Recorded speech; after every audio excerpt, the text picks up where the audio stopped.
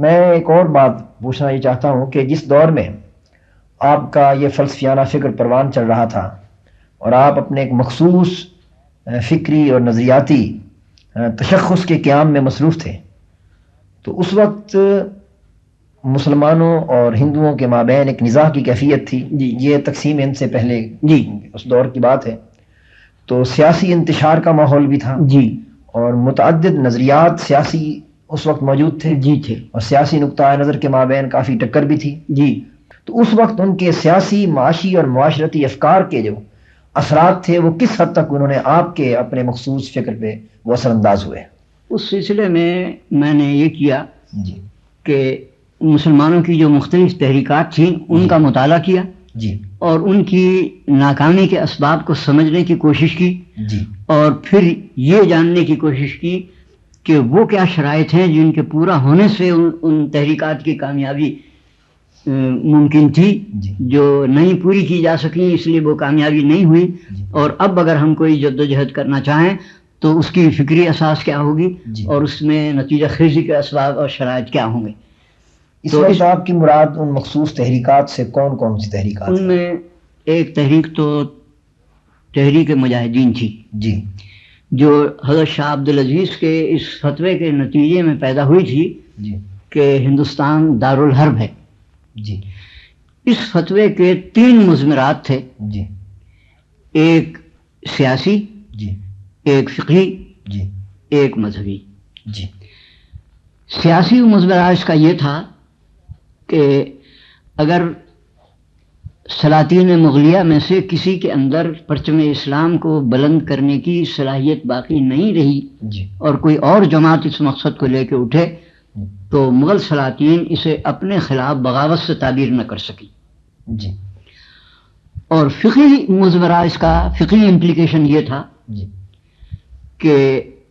دارالحرب کے اندر چونکہ احکام فقہ نافذ نہیں ہو سکتے جی اس لیے پمندوں نے یہاں سودی کاروبار شروع کر دیا. جی اور اس کا مذہبی مضمرہ یہ تھا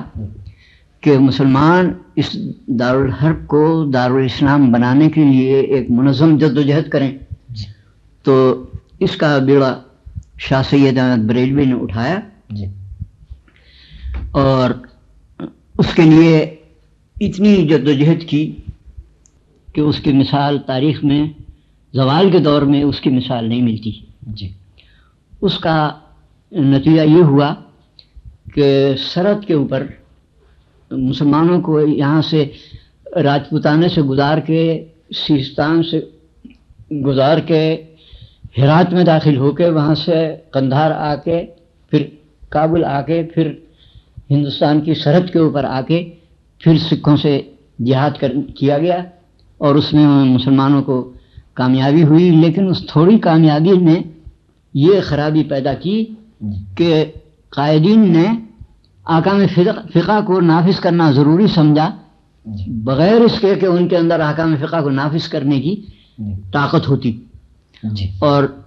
ایک یہ تھی خرابی کہ جس کی وجہ سے ناکامی ہوئی کہ وہ تحریک مجاہدین ایک انقلابی تحریک تھی جی جس کے کچھ شرائط تھے جنہیں پورا نہیں کیا جا سکا. جی ان میں ایک شرط یہ تھی کہ اس انقلابی جدوجہد کے کتنے اقسام کے رد عمل پیدا ہوں گے ان کی بے خطا پیش بینی کی جائے. تو اس کا رد عمل مجاہدین پہ کیا ہوگا، پٹھانوں پہ کیا ہوگا، سکھوں پہ کیا ہوگا، برطانوی طاقت کے اوپر کیا ہوگا، یہ لازم آتا تھا کہ اس کی پیش بینی کی جائے. لیکن اس شرط کو پورا نہیں کیا گیا اور بغیر پوری طاقت حاصل ہوئے جب احکام فقہ پٹھانوں کے اوپر نافذ کیے گئے اور ان کی ناقد خدا لڑکیوں کی شادیاں جبرن کروائی گئیں اور ان میں سے بعض شادیاں مجاہدین نے اپنے ساتھ کر لی احکام فقہ کے اتباع میں، تو پٹھانوں کو یہ احساس ہوا کہ اگر ان مجاہدین کے بجائے سکھ آئے ہوتے اور انہوں نے ہماری لڑکیوں سے خود شادی کی ہوتی تو ان کا طرز عمل سکھوں کے طرز عمل سے بالکل مختلف نہیں ہے. اس نے انہیں بیزار کر دیا اور ایک بہانہ بنا کے انہیں مجاہدین کی 5000 مجاہدین کو ایک جگہ جمع کر کے اور ایک رات میں ان کو تحقیق کر دیا اور تحریک ناکام ہو گئی. یہ انقلاب کے جو تقاضے پورے نہ کرنے کی وجہ سے یہ صورتحال پیش آئی، کیونکہ ایک انقلابی تحریک قانون سازی کے نقطہ نگاہ سے چلائی گئی، حالانکہ قانون سازی اور انقلاب میں بیعت صحیح۔ اور سب یہاں ایک اور چیز قابل غور ہے کہ جب تحریک مجاہدین کا آغاز ہوا ہے اس وقت غالباً برطانوی استعمار کا اثر و نفوذ ہندوستان پہ شروع ہو چکا تھا، جی، تو کیا اس وقت یہ زیادہ موضوع نہ تھا کہ تحریک مجاہدین اپنا محاذ بجائے ادھر بہت دور سکھوں کے خلاف کھولنے کے جی، یہاں اس غیر مسلم طاقت اور اس برطانوی سامراج کے خلاف کھولتے جی، جنہوں نے مسلمانوں کی سیاسی قوت کا شیرازہ منتشر کرنے کا عزم کیا تھا؟ وجہ یہ تھی جی کہ مسلمانوں مجاہدین نے جی یہ جس وجہ سے سکھوں کے خلاف جہاد ضروری سمجھا تھا جی وہ یہ تھا کہ وہ پٹھان عورتوں کو اغوا کر کے لاتے تھے اور بیچتے تھے اور اپنے پاس رکھتے تھے۔ جی تو مجاہدین میں سے بعض لوگوں کو جب یہ اس کا مشاہدہ ہوا کہ وہ ایک علاقے سے سکھوں کے گزرے تو انہوں نے دیکھا کہ کچھ عورتیں جو ہیں وہ پشتوں میں بات کرتی ہیں اور وہ خاموش ہو جاتی ہیں، تو یہ مسلمان ہوں گی اور سکھ نہیں ہیں۔ تو جب اس کے مضمرات پہ غور کیا گیا تو یہ احساس ہوا کہ سکھوں نے یہ خرابی پیدا کی ہے، ان کے ساتھ پہلے جہاد کر کے ان کے زور کو توڑا جائے اس کے اور بعد جب اس میں کامیابی حاصل ہو جائے پھر برطانیہ سے تصادم جو ہے اس کو دعوت دی جائے۔ لیکن وہ اور معاملہ برطانیہ وہی- اس طرف یہ اس میں تھے کہ اس کا نتیجہ انہوں نے مخالفت اس لیے نہیں کی کہ وہ یہ چاہتے تھے کہ یہ برطانوی طاقت یہ چاہتی تھی کہ اس کے نتائج کو دیکھ لیں کہ وہاں کیا سکھوں کے تصادم سے ان کے اوپر کیا نتائج اور اثرات مرتب ہوتے ہیں، ہم انہیں بعد میں کرش کر دیں گے۔